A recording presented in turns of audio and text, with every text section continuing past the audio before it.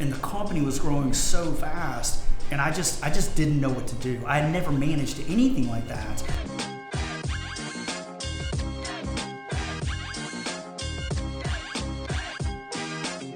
You have learned so much. You've had these incredible companies in the communication space. How big was the scale of each of them before exit? The biggest one was Nuvox Communications. Nuvox So I started Nuvox in 1997, fall of 97. And, just lucky timing, we call it kind of the .com wave, right? High-speed internet was starting. Yeah, right there. Yeah. So we quickly raised like 20 million in equity, and we were just hemorrhaging cash, just burning cash and hiring up, and ultimately raised about $250 million. We filed to go public, and I think when I left the company in 2003, we had about 1,000 employees. Wow. And that was definitely the biggest one by far. I mean, other than that, the largest was maybe 80 at Green Cloud. Yeah, it's got a lot more right now. Yeah. But yeah, so well, Green Cloud's still growing a lot. Green right? Cloud's growing a lot. I mean, yeah, we ended up doing a couple more other mergers. We're at 800 people now. So wow. Yeah, I know the last 18 months in Green Cloud's been like this, just through acquisitions though. I mean, it hadn't been organic, but good opportunities. A couple of companies that were bought out of bankruptcy for just a great song. So.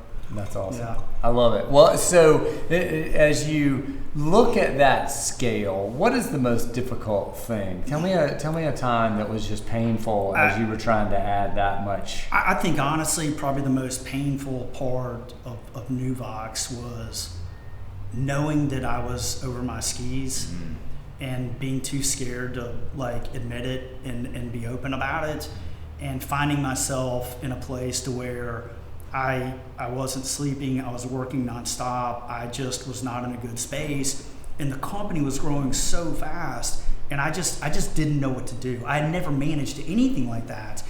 And, instead of getting ahead of it and having a discussion with my board or anything else, I allowed it to get to a place to where it was clear I couldn't run the company anymore, right? We had to get a CEO that knew what he was doing.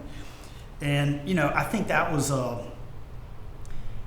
I learned humility out of that. It was not fun, but I learned, okay, you gotta be humble, you gotta be coachable, and learn to ask for help. And that's taken me a long way since. I've learned a lot in doing that, just in my personal life and in professional life, just saying, look, I don't have all the answers, and I just want to create success and value and create jobs and everything else. And to do that, we need a team, and we need a lot of people that care about this thing deeply the way I care about it.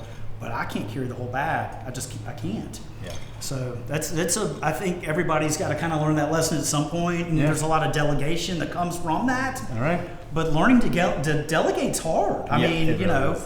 So those were probably the lessons that I learned that were tough, but that really stuck with me and then have helped me in the company since. That's awesome. Thanks for sharing that. Heck yeah. We can't do Entrepreneur Studio without our sponsors. Please support them because they're supporting entrepreneurship.